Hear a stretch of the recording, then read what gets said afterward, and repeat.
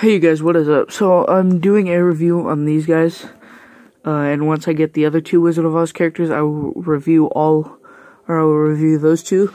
But I have these two for now. So yeah, let's first review Scarecrow. So first off, they come with these, all of them come with these white stands, which is pretty cool in this color. I really like the white stands instead of the black ones.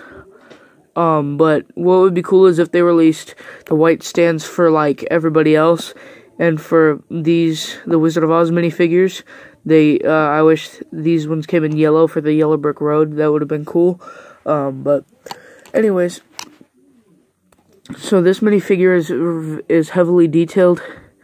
So this is a new mold for his hat. This is actually dual molded.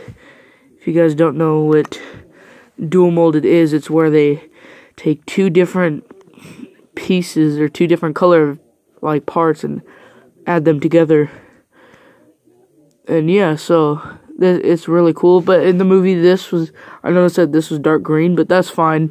But yeah, so taking the hat, doesn't really block his face, but yeah, taking a look at his face, it looks exactly like him, which is very cool. And this is printed on tan, and they even have his nose, because if you guys haven't seen the movie, he has like a brown nose. But the Lego doesn't print noses, but that's a feature he has, so it's kind of more dark red here, because his eyebrows are brown. But yeah, and he has a very happy expression, and he has a dark green torso with very nice detailed printing, and it's accurate. And there's the back, which again is very detailed. And those are supposed to be like hay coming out of his ripped shirt, because he's a scarecrow, obviously. And then he has patches on his dark brown legs. And this waist piece is actually printed, or the front of it is printed in dark green. Which, it doesn't match the color of the torso, because it's printed. It does morely in real life, but not on camera. And he has white hands, because he does have white gloves. And yeah, he does not have dual molded legs, because I can see why they did that, because that patch right there, that one right there, and the dual molded would have came over it and looked weird. So yeah. And then he has printing right there as well. And then last but not least, his accessory.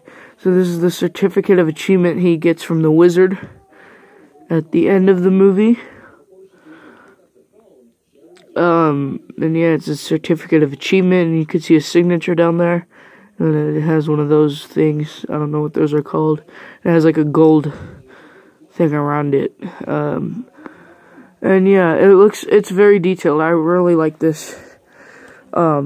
And if you guys have not seen The Wizard of Oz, you are really missing out, because it is a good film. And then the last but not least is Tinman.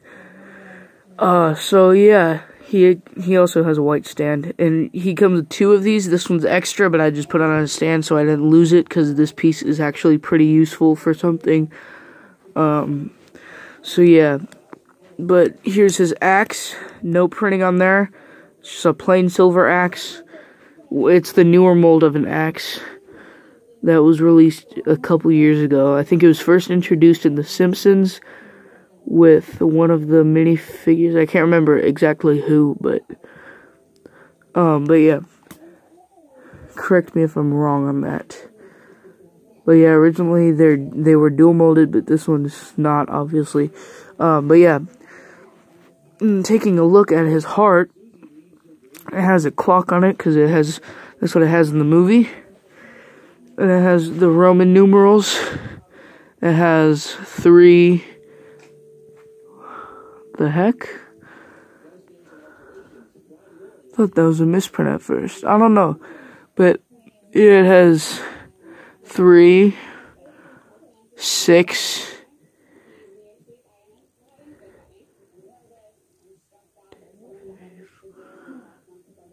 I can't tell, honestly. That's 6. I think that's 7 IX. No, that's 9, I believe. And then XII is 12. But yeah, I don't know why they printed the V upside down, because I've seen Roman numeral, like, watches, and it's not like that. So that's kind of weird. But yeah, it doesn't take away from this figure, and I was not expecting this. He has arm printing and side leg printing, and they usually don't do that with Legos that come in the minifigs that come in the minifigure series. They usually just do as much detail as this guy.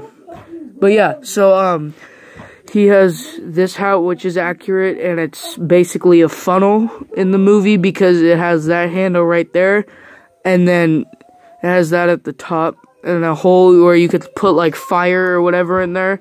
And, yeah, and he's, all of him is silver. So, he has a very nice face print, which looks like him.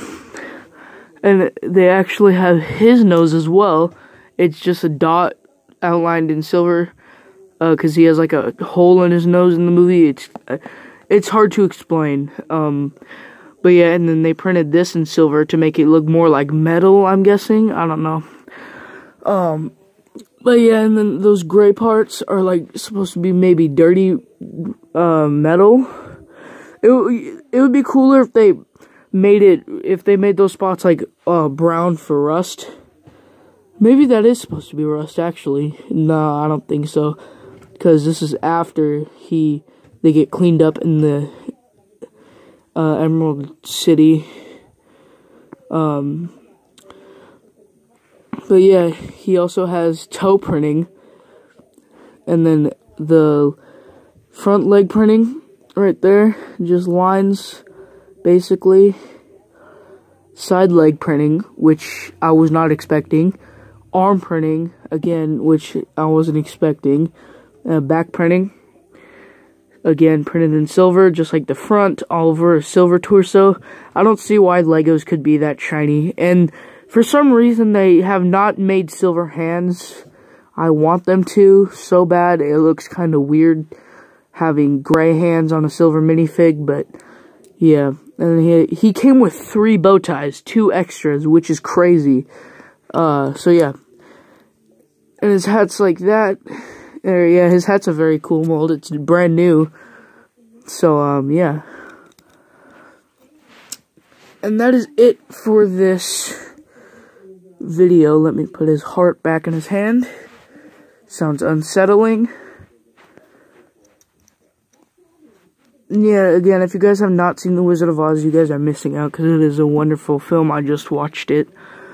But yeah. So, I really hope I get Dorothy and the Lion. And if I do, I will review those for you in the same video, just like this. And, yeah, so